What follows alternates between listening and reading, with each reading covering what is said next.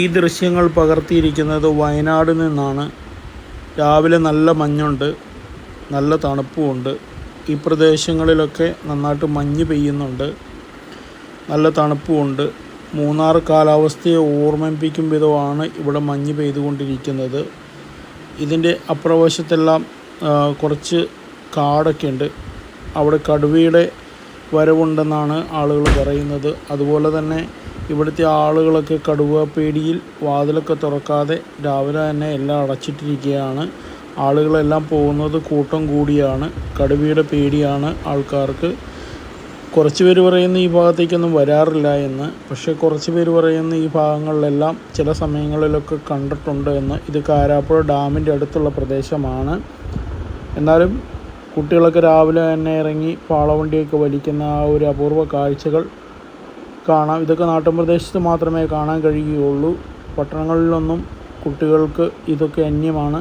ഇതൊന്നും അവർ ചെയ്തിട്ടുണ്ടാവില്ല. നല്ല തണുപ്പാണ് രാവിലെ തന്നെ ഈ ഭാഗങ്ങളിൽ.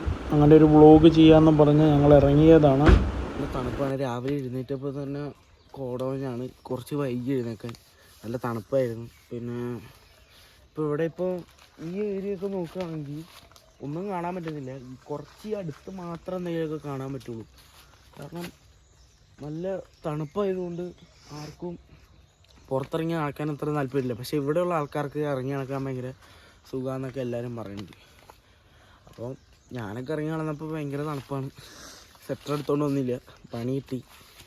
അതുകൊണ്ടാണ് ഒന്നുമില്ല. ഈ പ്രദേശത്ത് കടുവയൊക്കെ ഇറങ്ങണമെന്ന് കേട്ടു. എങ്ങനെയാണ് ഇതിനെപ്പറ്റി പറയാനുള്ളത് താങ്കൾക്ക്? കടുവ എന്ന് പറയാനൊക്കെ ഒരു സാധനം എല്ലാം ഇങ്ങനെ ഉള്ളൊരു സാധനം തന്നെ ഇവിടെ.